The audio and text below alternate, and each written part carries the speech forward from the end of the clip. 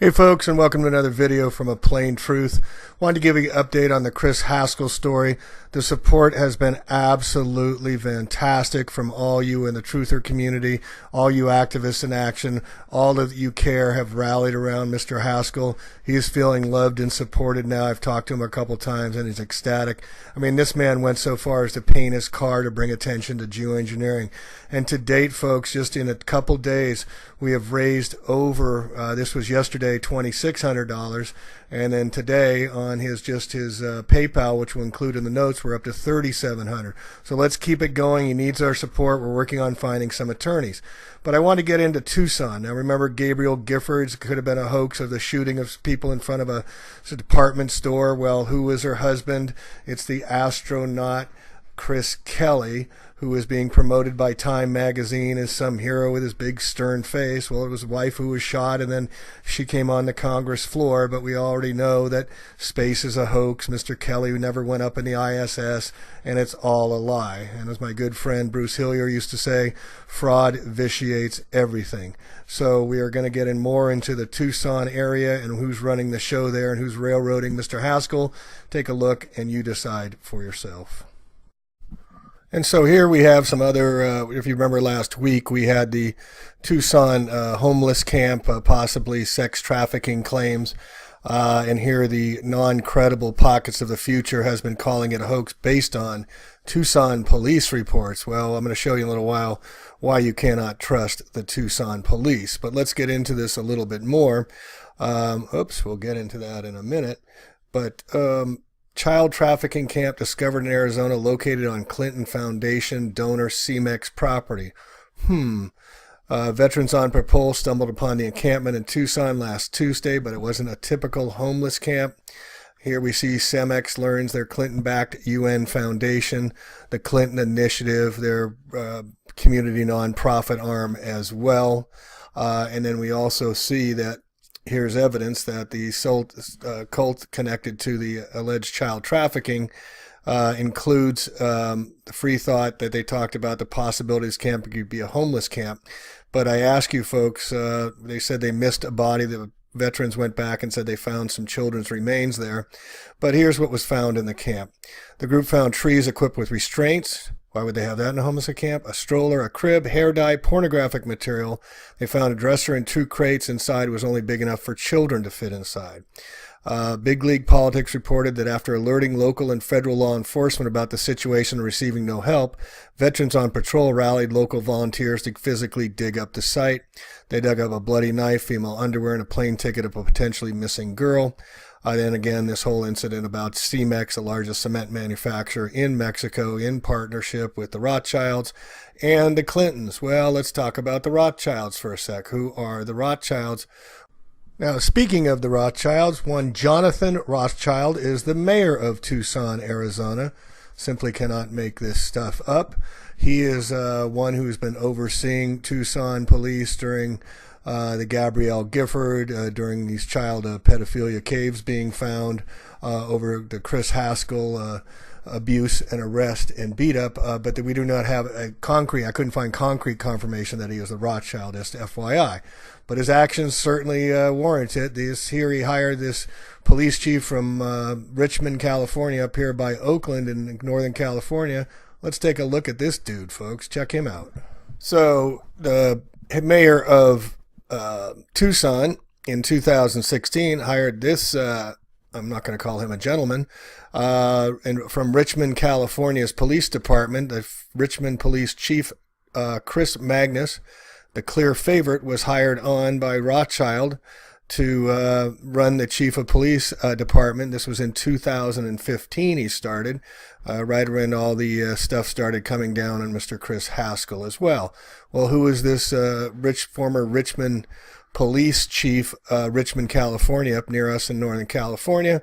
Well, here's a former cop that was suing Mr. Magnus by a former police officer who says the chief made sexual advances towards him and then retaliated when the overtures were rebuffed.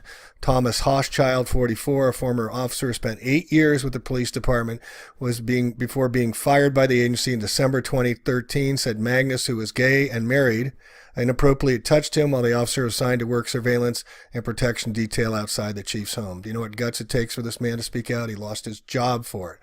Well, and then we move on and we see that there wasn't just him. Teen prostituted by cops sued 2 California police departments. In 2016, Jasmine Abaston are being prostituted by members of the Oakland, California Police Department.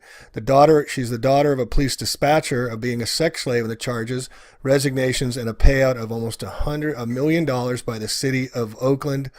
The lawsuit names current police chief Alwyn Brown and former police chief, now Tucson police chief Chris Magnus, and the internal division heads. So you're getting an idea of how this goes.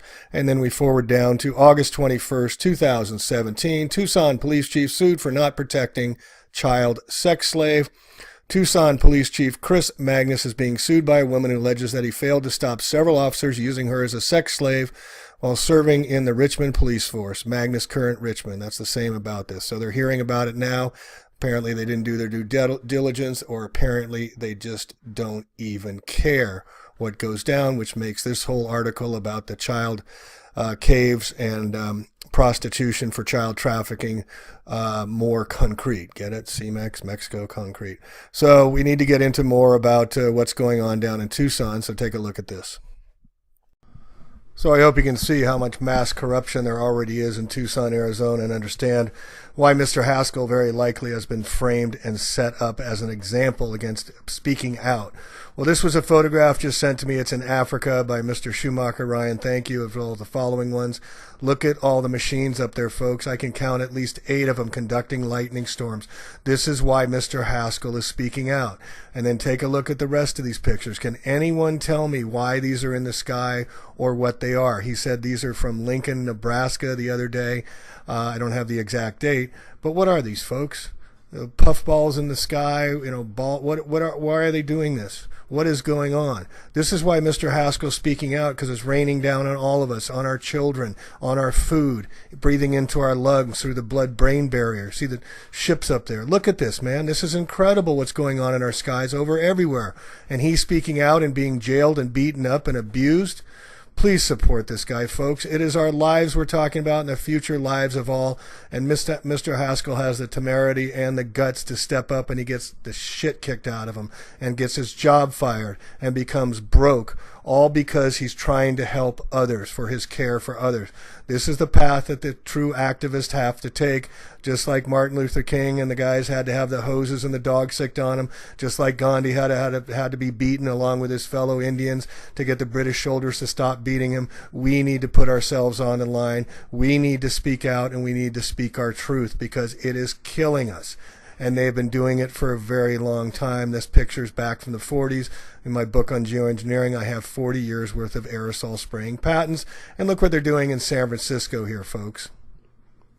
They're putting these ads, full-page ads in the San Francisco Chronicle that says, we can't change the weather, but working together we can prepare for it. Yeah, right. They still can't even tell us how these fires started in Santa Rosa, which we'll get into in one of the next videos. And I also want to give a shout out to those who are supporting the Chris Haskell story and getting it out.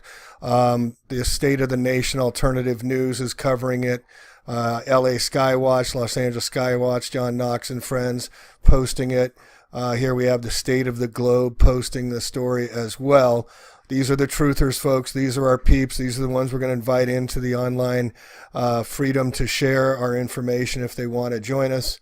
And here's another one on Stellar as well. Thank you all, and please share with others.